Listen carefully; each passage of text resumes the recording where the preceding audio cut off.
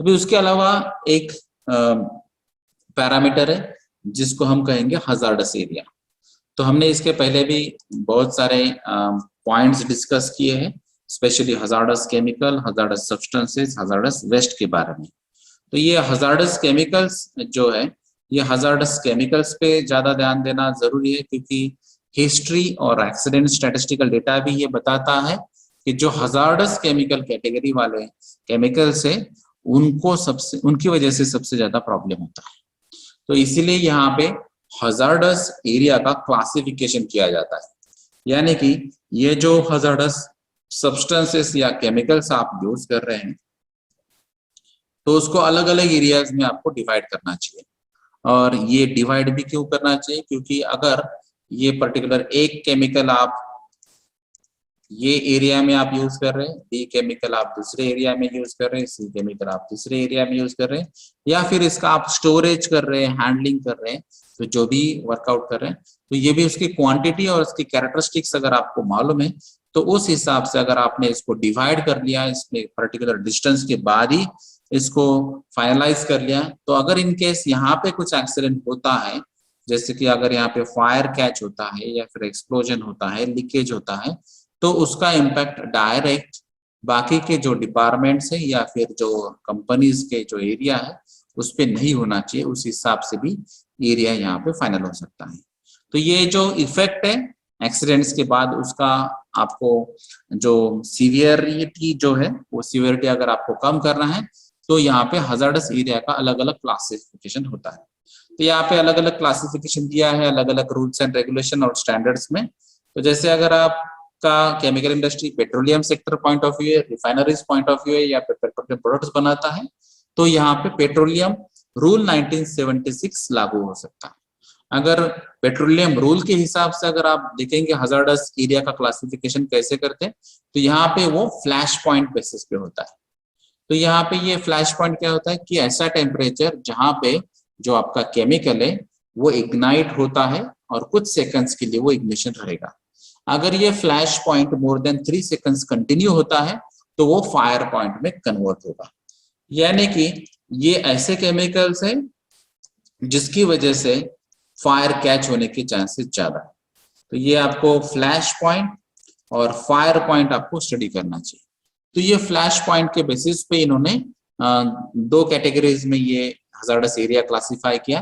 तो ऐसे केमिकल्स जिनका flash point below 65 degree Celsius है, यानी कि 65 डिग्री सेल्सियस के नीचे भी अगर टेम्परेचर होता है फिर भी उसका फ्लैश यानी कि फायर चांसेस ज्यादा है, यानी कि यहाँ पे फायर हजार्ड्स ज्यादा है। तो ये हाईली इन्फ्लेमेबल हजार्डस कैटेगरी वाले जो केमिकल्स हैं ये यहाँ पे हो सकते हैं। तो यहाँ पे जो अगर इन्फ्लेमेबल गैस आप यूज करते होंगे या फिर वेपर्स यूज करते होंगे, और यहाँ पे अगर वो सेल्फ इग्निशन या फिर कोई इग्निशन सोर्स भी उनको मिल जाता है तो उसकी वजह से फायर के चांसेस ज्यादा होंगे। तो ऐसे अगर केमिकल्स आप यूज करते हैं तो उसको एक कैटेगरी यानी कि एक हजार्डस एरिया में उसको डिवाइड किया जाता है। अभी सेकंड कैटेगरी क्या है, तो ऑब्वियसली जिनका flash point above 65 degree Celsius है तो वो केमिकल्स आपके दूसरे एरिया में काम कर सकते हैं। यानी कि यहाँ पे अगर उसका फ्लैश पॉइंट या फायर पॉइंट 65 डिग्री सेल्सियस के बिलो है तो ये हाई इन्फ्लेमेबल गैसेस और वेपर का एरिया है, तो यहाँ पर कंट्रोल भी उसी हिसाब से रहेगा। ठीक है, तो यहाँ पे जो सेंसर्स रहेंगे या फिर जो हाइड्रेंट सिस्टम्स रहेंगे, ऑटोमेटिक स्प्रिंकलिंग सिस्टम हो सकती है, स्प्रेइंग सिस्टम्स हो सकती है, या high velocity medium velocity spraying system भी यहाँ पे हो सकते हैं। तो ये जो भी आपको प्रोविजन करना है, ये सभी प्रोविजंस ये फर्स्ट एरिया जो है हजार्डस एरिया जहाँ पे उसका फ्लैश या fire point below 65 degree Celsius है उनको फोकस करेगा। और जो सेकंड एरिया है ये लेस हजार्डस है as compare to first area. तो ऑब्वियसली यहाँ पे 65 डिग्री सेल्सियस के प्लस में ही अगर टेम्परेचर जाता है तो ही यहाँ पे फायर के चांसेस होते हैं। तो यहाँ पे जनरली अगर आप रूम टेम्परेचर या ओपन स्टोरेज का टेम्परेचर वगैरह अगर देखेंगे तो ये नॉर्मली 25 टू 40 डिग्री सेल्सियस में नॉर्मल रहता है। और इनकेस अगर समर में कुछ स्पेसिफिक एरियाज जियोलॉजिकल लोकेशन से हैं जहाँ पे 45 डिग्री सेल्सियस तक भी टेम्परेचर जाता है। तो उसी केसेस में भी ये 65 तक जाना पॉसिबल नहीं है। तो अगर नॉर्मल कंडीशन है, नॉर्मल सिचुएशन है, तो यहाँ पे ये लेस हजार्डस एरिया है as compare to first one. तो यहाँ पे जो भी आपको कंट्रोलिंग पॉइंट्स है या फिर जो सेफ्टी प्रोविजंस है वो शायद आपको कम करना पड़ेगी। तो अगर आप ये पेट्रोलियम रूल 1976 पढ़ते हैं, रूल नंबर 103, तो उसमें ये हजार्डस एरिया क्लासिफिकेशन दिया है। अभी इसके अलावा भी हजार्डस एरिया के अलग अलग क्लासिफिकेशन है। जैसे हम एक्सप्लोजिव रूल पढ़ते हैं तो उसमें एक्सप्लोजिविटी रेंज के बेसिस पे हजार्डस एरिया क्लासिफिकेशन दिया है। तो ऑब्वियसली अगर लोअर एक्सप्लोजिव लिमिट्स जिनके बहुत कम परसेंटेज है, जैसे अगर आप प्रोपेन की बात करेंगे, एसिटिलीन की बात करेंगे, तो ये 3% तक भी इनके लोअर एक्सप्लोजिव लिमिट्स है। यानी कि अगर प्रोपेन का 3% पार्ट्स पर मिलियन यानी कि 1 मिलियन एयर पार्टिकल से और उसमें सिर्फ 3 पार्ट भी अगर प्रोपेन होता है तो वहां पर फिर भी एक्सप्लोजन के चांसेस है। तो ये हाईली हजार्डस कैटेगरी एरिया में चला जाएगा अगर आप एक्सप्लोजिव केमिकल्स यूज करते हैं। और आपके यहाँ पे अगर आपको क्लासिफाई करना है तो आपको एक्सप्लोजिविटी रेंज के बेसिस पे करना होगा। तो जैसे अभी हमने फायर पॉइंट या फ्लैश पॉइंट के बेसिस पे हमने बाइफर्केशन किया और उसका एरिया क्लासिफिकेशन किया है, वैसे ही आपको एक्सप्लोजिविटी रेंज के बेसिस पे एक्सप्लोजिव केमिकल्स का भी आप कैटेगराइजेशन कर सकते हैं। तो ये जो एक्सप्लोजिव सब्सटेंसेस रहते हैं, तो ये एक्सप्लोजिव सब्सटेंसेस के लिए आपको एक्सप्लोजिव एक्ट एंड रूल, तो ये एक्सप्लोजिव रूल आपको फॉलो करना पड़ेगा। और यहाँ पे लोअर एक्सप्लोजिव लिमिट और अपर एक्सप्लोजिव लिमिट, इसके बारे में आपको ध्यान में रखना पड़ेगा और उसके बेसिस पे आपको ये जो हजार्डस एरिया क्लासिफिकेशन आप उस हिसाब से कर सकते हैं। अभी उसके अलावा अगर आप हजार्डस एरिया क्लासिफिकेशन देखते हैं तो ये जनरली जो हम कहते हैं जोन्स के बारे में, यानी कि ये जो एरिया है उसको जोन्स में डिवाइड करते हैं और ये जो जोन्स रहते हैं उसको हम कहेंगे जोन 0, जोन 1 और जोन 2। तो ये जोन जो है ये 3 कैटेगरी में डिवाइड हो जाते हैं हजार्डस एरिया के हिसाब से। तो स्पेशली जहां पे गैसेस, वेपर्स या मिस्ट अवेलेबल होता है या एनवायरनमेंट में अवेलेबल हो सकता है, तो वहां पे ये जोन क्लासिफिकेशन होता है। तो ये जोन क्लासिफिकेशन जैसे एक्सप्लोसिव बेसिस पे अगर हम देखेंगे तो ये जोन 0 क्या होता है, ये ऐसा एरिया है जहां पे हमेशा एक्सप्लोसिव एटमॉस्फेयर होता है। तो ये जो एक्सप्लोसिव एटमॉस्फेयर, इसका मतलब क्या है कि यहाँ पे कभी भी एक्सप्लोजन होने के चांसेस है। तो ये एक्सप्लोजिव मटेरियल हमेशा प्रेजेंट रहता है, कंटिन्यूअस बेसिस पे प्रेजेंट रहता है और ये लॉन्ग टाइम में के लिए भी हो सकता है। तो इसलिए यहाँ पे ये हाईली हजार्डस कैटेगरी है। जोन 0 क्या है, हाईली हजार्डस एरिया, जहां पे सिचुएशन ही ऐसी है कि हमेशा एक्सप्लोसिव एटमॉस्फेयर रहेगा। तो जैसे इसको इग्निशन मिल जाएगा, ऑक्सीजन अवेलेबल ही रहता है, तो एक्सप्लोजन होने के चांसेस है। तो यहाँ पे उस हिसाब से आपको कंट्रोलिंग मैकेनिज्म रखने पड़ेंगे, उस हिसाब से आपको automation, sprinkling system, hydrant systems, instrumentation and control system, ये सब के बारे में आपको सोचना पड़ेगा, जो हमने डिटेल में एक प्रेजेंटेशन में पढ़ा है। उसके अलावा है जोन 1। तो जोन 1 ऐसा एरिया है यहाँ पे एक्सप्लोसिव एटमॉस्फेयर रहता है, लेकिन ये स्पेसिफिक केस है कि लाइकली टू ऑकर। यहाँ पे जो स्पेसिफिक बताया था, वर्डिंग यूज किया था, प्रेजेंट कंटिन्यूअसली, तो ये कंटिन्यूअस बेसिस पे प्रेजेंट नहीं है। यहाँ पे चांसेस है कि एक्सप्लोसिव एटमॉस्फेयर हो सकता है और जिसके बाद में शायद एक्सप्लोजन हो सकता है। जैसे कि अगर आप कोई रिपेयरिंग कर रहे कोई मशीनरीज का या इक्विपमेंट्स का, या फिर आप कुछ मेंटेनेंस ऑपरेशन कर रहे हैं, या फिर आप कोई लीकेज हैंडल कर रहे हैं, तो ऐसी अगर कुछ चीजें हैं तो ये एक्चुअली नॉर्मल सिचुएशन नहीं है। नॉर्मल सिचुएशन में जो एक्टिविटीज रहती है उसके अलावा आप कुछ एडिशनल एक्टिविटीज ऐसी कर रहे हैं कि जिसकी वजह से शायद यहाँ पे ये मेंटेनेंस करते टाइम फ्रिक्शनल रेजिस्टेंस जनरेट हो या स्टैटिक चार्ज जनरेट हो, जिसकी वजह से इग्निशन सोर्स यहाँ पे आ सकता है। या फिर अगर किसी पाइपलाइंस या वॉल्स की थ्रू अगर यहाँ पे कोई गैस लीक होता है और ये एक्सप्लोसिव गैसेस है, तो अगर वहां पे अगर इग्निशन सोर्स अवेलेबल होता है तो उसकी वजह से भी एक्सप्लोजन हो सकता है। तो ये अलग अलग सिचुएशन है जिसकी वजह से हम इसको कहेंगे explosive atmosphere is likely to occur. तो ये नॉर्मल ऑपरेशन से अगर कुछ एडिशनल ऑपरेशन है तो वो जोन 1 कैटेगरी। और जोन 2 क्या होता है, तो यहाँ पे explosive atmosphere not likely to occur, यानी कि यहाँ पे अगर कुछ इशू होता है फिर भी एक्सप्लोजिव एटमॉस्फेयर यहाँ पे तैयार नहीं होगा। तो ये सेफेस्ट जोन है एज कंपेयर टू 1 एंड 0। और ये हाईली हजार्डस एरिया है जोन 0, ये जोन 2 सेफेस्ट जोन है, और जोन 1 ये जोन 0 और 2 के बीच में है। तो इसीलिए आपको ये कैटेगराइजेशन करने के बाद आपको क्या ध्यान में रखना होगा कि अगर जोन 0 में आप अगर एंट्री करते हैं तो यहाँ पे कोई भी एंटीस्टैटिक जो शूज रहते हैं वो आपको यूज करना पड़ेंगे, या फिर जो मैट्स रहती है वो एंटीस्टैटिक मैट्स यूज करना पड़ेगी। अगर आप लिक्विड हैंडल करते हैं तो एंटीस्टैटिक सॉल्यूशंस यूज करना पड़ेंगे, या फिर जो आप टूल्स यूज करते हैं वो एंटीस्टैटिक चार्ज वाले जो टूल्स रहते हैं वो टूल्स यूज करना पड़ेंगे आपको। या फिर आप जो भी एक्टिविटी कर रहे हैं वहां पे कोई भी स्पार्क या इग्निशन सोर्स या फ्रिक्शनल रेजिस्टेंस, स्टैटिक चार्ज, ऐसा कोई भी आप यहाँ पे रिस्क नहीं ले सकते हैं। तो ये जोन 0 में है।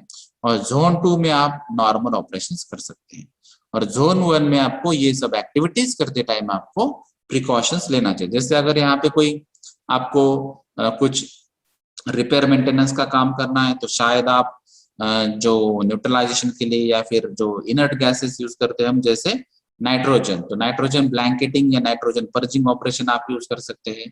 या फिर आपको अगर गैस वेल्डिंग कटिंग का ऑपरेशन करना है तो वहां पर भी आप शायद लोकल एग्जॉस्ट वेंटिलेशन या वैक्यूम या नाइट्रोजन यूज कर सकते हैं। तो बहुत सारे अलग अलग सोल्यूशंस हैं, उस हिसाब से आप काम वर्कआउट कर सकते हैं और एक्सप्लोजन अवॉइड कर सकते हैं। तो ये स्पेशली जब केमिकल हम यूज कर रहे हैं और उसमें भी हजार्डस केमिकल यूज कर रहे हैं, तो ये हजार्डस केमिकल यूटिलाइजेशन के पहले या स्टोरेज के पहले या पाइपलाइंस के पहले, प्रोसेस के पहले या फिर कोई भी मेंटेनेंस के पहले आपको ये क्लासिफिकेशन जानना जरूरी है। अभी ये डायग्राम आपको सिंपल बताता है कि जोन 0 क्या है, जोन 1 क्या है और जोन 2 क्या है। जैसे अगर यहाँ पे हम बात करते हैं तो ये जोन 0 एरिया उन्होंने बताया। तो ये क्यों बताया कि ये जो टैंकर्स, ये टैंकर्स में ही यहाँ पे हाजार्डस केमिकल है, तो ये हाजार्डस केमिकल ट्रांसपोर्ट कर रहा है। तो ऑब्वियस है कि ये टैंक्स में हाजार्डस केमिकल हमेशा प्रेजेंट रहेगा। तो ये चाहे लिक्विड हो सकता है, ये वेपर्स हो सकते हैं या फिर गैसेस हो सकते हैं, और लेकिन ये जो हाजार्डस कैटेगरी है ये मीन्स ये जोन 0 है, यानी कि यहाँ पे हमेशा एक्सप्लोसिव एटमॉस्फेयर तैयारी है।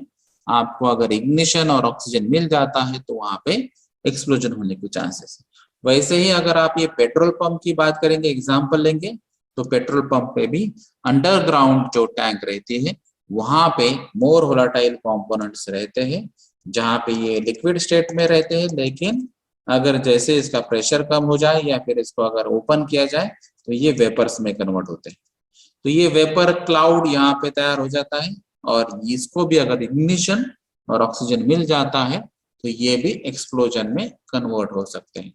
तो ये हमेशा, यानी कि जैसे हमने बात की थी प्रेजेंट कंटिन्यूअसली, तो ये अगर हमेशा यहाँ पे एक्सप्लोसिव अगर एटमॉस्फेयर रहता है तो उसको हम जोन 0 कहते हैं। तो ये एक सिंपल एग्जांपल है जहां से आपको पता चलेगा जोन 0 क्या होता है। अभी उसके अलावा अगर आप जोन 1 की बात करेंगे तो जोन 1 क्या होता है, तो ये जोन 1 है। जैसे यहाँ पे अभी जो अनलोडिंग हो रहा है, यानी कि अगर ये टैंकर थ्रू यहाँ पे ये अंडरग्राउंड टैंक में ये सप्लाई हो सकता है, या रिवर्स भी केस हो सकती है कि ये टैंक से जो टैंकर है उसको लोड किया जाता है। तो ये लोडिंग और अनलोडिंग जो एक्टिविटी है, ये लोडिंग अनलोडिंग करते टाइम यहाँ पे लिक्विड का फ्लो है। तो ये लिक्विड फ्लो जब होता है उसकी वजह से यहाँ पे स्टैटिक चार्ज डेवलप होने की चांसेस है। तो ये अगर स्टैटिक चार्ज जो डेवलप होता है अगर उसको हम नलिफाई नहीं करते हैं, यानी कि न्यूट्रलाइज नहीं करते हैं, या फिर कोई एंटीस्टैटिक सॉल्यूशंस आप यूज नहीं करते, या फिर जो अर्थिंग एंड बॉन्डिंग प्रोविजन है अगर ये आप यूज नहीं करते हैं, तो उसकी वजह से यहाँ पे एक्सप्लोजन हो सकता है। यानी कि यहाँ पे कुछ स्पेसिफिक कंडीशन है, अगर ये एबनॉर्मल कंडीशन यहाँ पे आ जाती है तो उसकी वजह से प्रॉब्लम होता है। अगर आप पेट्रोल पंप पे ध्यान से देखेंगे तो वहां पे अर्थिंग बॉन्डिंग प्रोविजंस ऑलरेडी रहती है, आपको सिर्फ वो फॉलो करना है जो भी सेफ्टी प्रैक्टिसेस उन्होंने बोली है। या फिर आप यहाँ पर भी जोन 1 देख सकते हैं, जैसे ये व्हीकल में या कार में ये पेट्रोल हम लोड कर रहे हैं, तो यहाँ पर जो पेट्रोल का फ्लो है यानी कि ये लिक्विड का जो फ्लो है उसकी वजह से भी यहाँ पे वेपर्स तैयार होते हैं। ठीक है, तो ये नियर बाय जो एटमॉस्फेयर है उसमें ऑलरेडी पेट्रोल है, क्योंकि जैसे हम पेट्रोल पंप पे जाते हैं तो आपको मालूम है कि पेट्रोल का स्मेल आता है, इसका मतलब है वो एरिया में पेट्रोल के वेपर्स ऑलरेडी अवेलेबल है।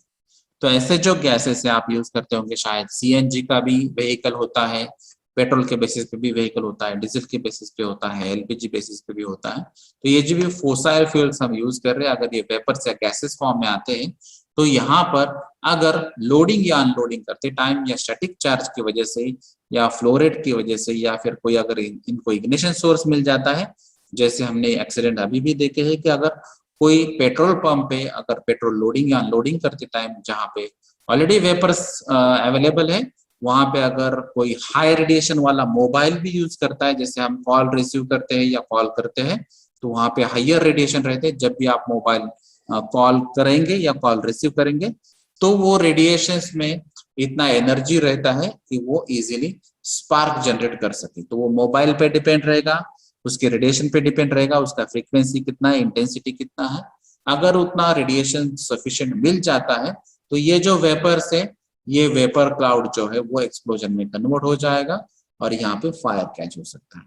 तो ये एबनॉर्मल कंडीशन पे डिपेंड है, इसलिए इसको हम जोन 1 कहते हैं। ठीक है, और जोन 2 क्या है कि यहाँ पे जो टैंक है तो ये टैंक टोटली क्लोज है, यहाँ पे कोई वेपर्स नहीं है।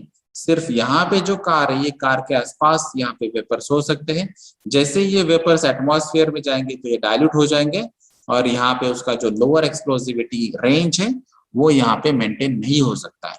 तो ये एक पर्टिकुलर लेवल पे या हाइट पे उसके बाद में या उसके बाहर अगर आप देखेंगे तो ये जोन 2 है। यानी कि यहाँ पे एक्सप्लोजिव मटेरियल या एक्सप्लोजिव एटमॉस्फेयर अवेलेबल ही नहीं है, यहाँ पे एक्सप्लोजन होने की कोई चांसेस नहीं है। तो ये जोन 0, जोन 1 या जोन 2 आप इस तरह से पढ़ सकते हैं।